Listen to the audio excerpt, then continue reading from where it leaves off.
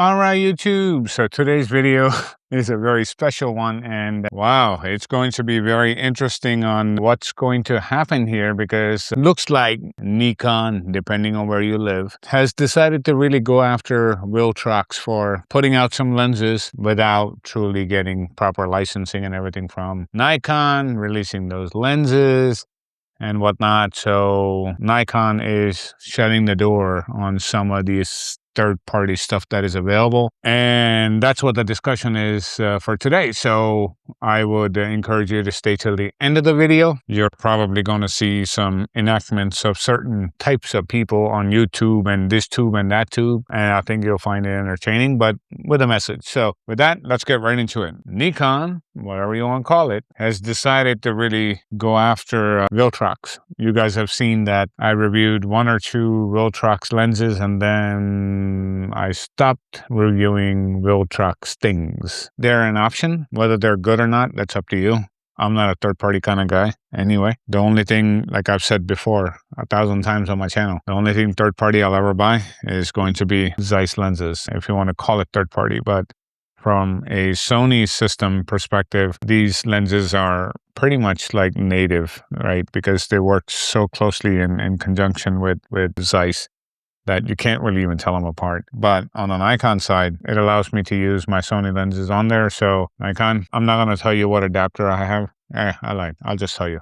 I don't have the MagDep adapter. I have the PhotoDX Pro adapter, and I actually like that better. I've had less issues with it, and that's just my opinion. By the way, this video is 18 and over, so if you have a problem with this, you can leave now. And especially if you're a grandparent and watching this in front of grandkids, don't watch my video in front of them, because you don't know what I'm about to say, because I don't sit there and read a script and do this, with one of those teleprompter businesses. I speak to what comes to my mind, and that's been the big thing with this channel. A lot of brands actually are starting to like that, because they get an unfiltered version of what the truth is, rather than cooking up nonsense and misrepresenting their products. Enough of that.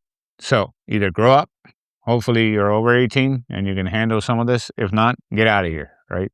Move on to the next video. So where we are going with this is exactly what Canon did when they first introduced their mount, the RF mount. They went after Viltrox because they tried to do the same thing, reverse engineered, release some autofocus lenses, which they had no licensing agreements to be able to do that. They did it. They went after them. The entire internet and YouTube had a meltdown, absolute meltdown. How dare you do that? What's going to happen to me? I can't use my third party. The world is going to come to an end. And guess what? It didn't. 5 years later, they're number one. With all those Sony lenses that are available on the Sony system, could they retain the number one spot? Nope. So I'm sorry, third party is important. It ain't that important. Because at the end of the day, there are a lot of people that actually support the brand and support the lenses that are actually coming from the brand, like Nikon. This is an original Nikon lens. It's an SE 40mm SE lens, and this is a 40mm Batis lens. So for the Nikon system, this would probably be third party, sure. But it's not made by Viltrox. It's made by Zeiss. It's some of the best optics ever produced in the world. Now, does my Nikon camera know what it is? Not really. It doesn't. I like it. I understand the nuances there, but I know the quality of the glass. So, put into perspective for you. Let me remove this so you can get an idea on the size difference. It's a huge difference. Why is this one so much bigger? It's actually optically corrected. What does that mean? They thought through it. It's expensive. It's over $1,000 for this lens, $299, something like that. I don't expect this lens to be the same quality as this. I'm not paying as much. I'm paying 5 times as much. Wow, go figure that. A third-party lens that costs 5 times as much as the original. Why would you do that? Why? Because you're truly running after the actual quality of the optics. Now, that doesn't mean that this lens here is bad, because it's not, right? So if you're a Nikonian fanboy, fangirl, calm down, sit the down, right? Seriously, literally just sit the down, I'm going to share a few things with you that you've probably never heard me say in this light before, or in this tone before, because I think it's time to be said. I got this the day it was actually introduced. It's one of the best Nikon built cameras in a very long time. No, you can't argue it. They are Z6 III, Z9, whatever the hell you want to call them.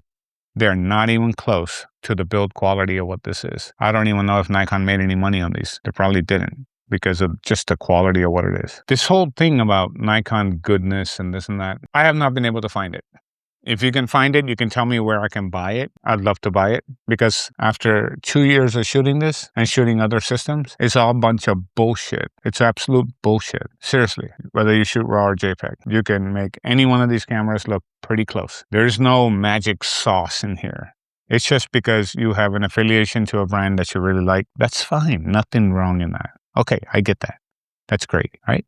So why am I having this conversation? My opinion, Nikon is doing exactly what they should have done 5 years ago when that Z mount came out. They screwed themselves now because all these people have these cheap Chinese lenses, which are 1/3 the price. And I just heard from someone that, is a long-time Nikon shooter, that some of these people are actually fleeing now as a result of this decision. I challenge you with a question, if that's true. How loyal were those people to Nikon? They weren't. They were loyal to their third-party cheap option. They were loyal to the brand. They would have stayed. It didn't matter, right? Hey, no problem. I'll go buy Z lenses. I get it. No problem. Cost me a little bit more money. So what? It's perfect. My ZF would know exactly what it is. Not a big deal, right?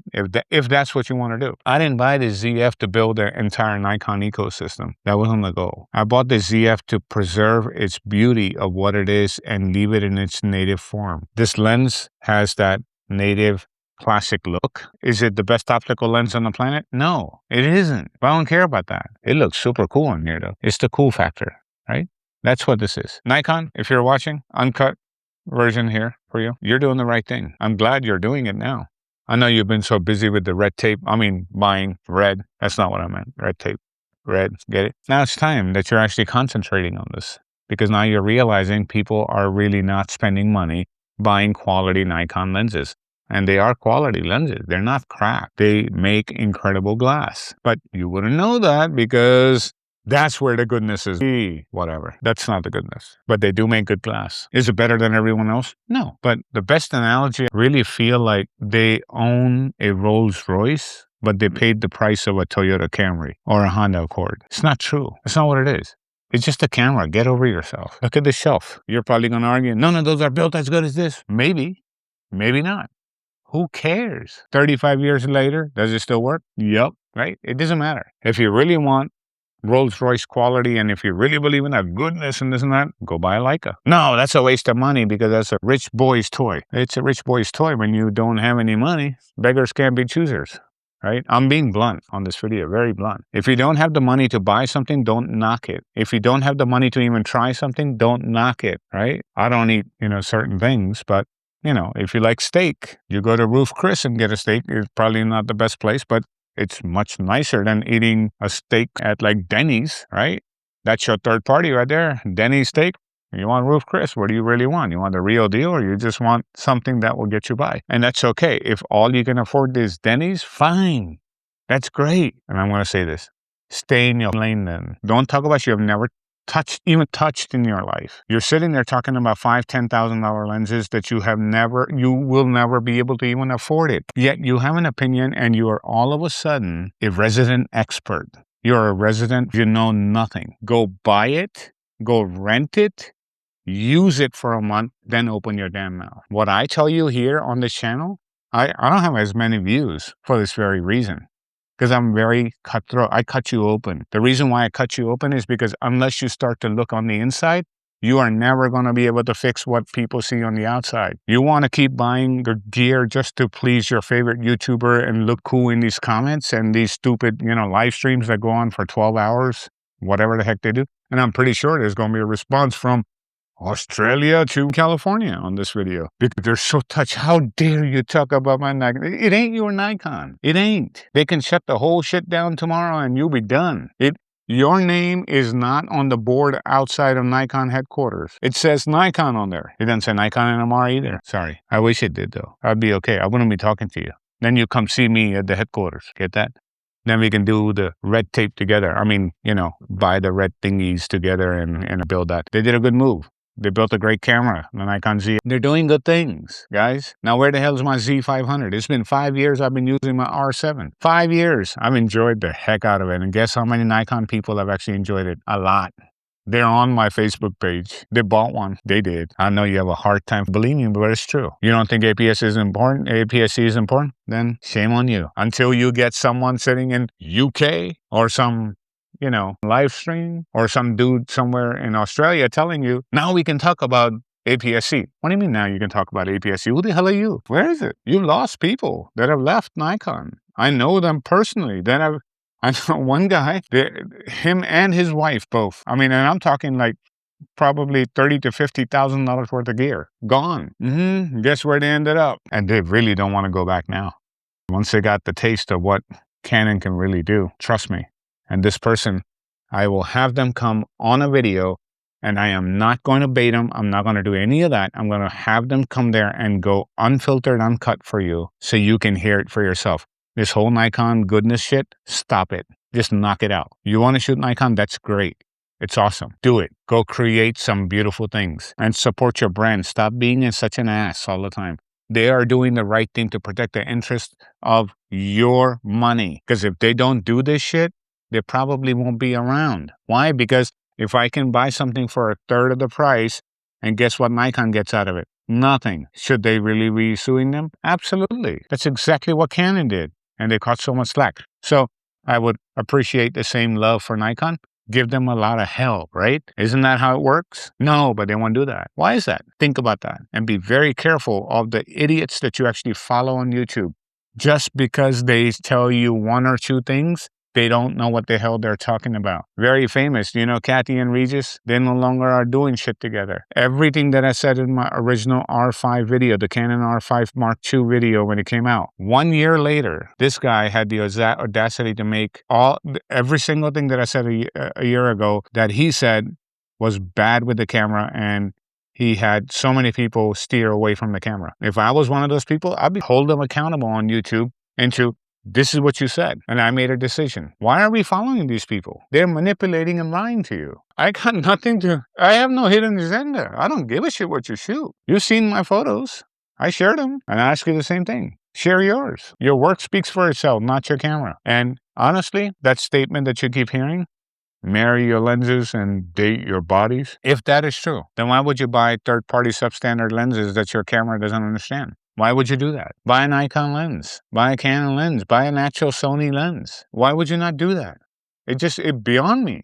Yeah, you can get some things cheaper. Sure. I have learned one thing. A lot of times when you buy these kind of things that save you a little bit of money, you end up buying them either twice or thrice. Just buy the thing one time. You guys know how long I've actually had all this stuff. Why? Because I bought it right one time. I don't have to keep buying lenses every 3-4 years. And the best part of all of this, Nikon, you're not going to hurt my feelings if you send out a firmware update, which actually even turns off this very adapter from working perfectly on your cameras. I totally get it. You need to do that. I get it. But I'll leave you with this. If you are a third-party goer, right, you're at the mercy of that brand. And if you end up updating your firmware and they don't tell you that it's in there, that it's turned off, you're done. All of your third-party lenses could be shut off in an instant. We already saw that on the Sony a7 IV. That's why they're trying to give you like subsequent, updates now to try to fix it because it caught so much slack, which means the brand has incredible power to control what you use on their cameras. I hope that more brands start to do this and truly go after the people that are actually putting out products that are not licensed by the brand, have been checked out by the brand. This reverse engineering is fine, but it's kind of dangerous. What if they put something in that firmware for that lens that destroys your camera? And you're kind of screwed. You can't really go back to Nikon and say, oh my God, my camera's all screwed up. Can you fix it? They're going to say, you better get the hell out of here. So with that, it's getting long, but to the point. Nikon, you hit it out of the park. Sorry for being so blunt. I think it had to be said. Share this video. Cry together. Laugh together. Do whatever the heck it is that you do together. You can go do a goodness party. Knock yourself out. I don't really care because I'm not buying into any of that bullshit or the hype. So with that, like, subscribe, be nice to each other. Go out there, create your magic, and I will talk to you pretty soon. Tons of DSLR content. That's what I'm talking about. So please subscribe, and I will talk to you in the next one. Thanks.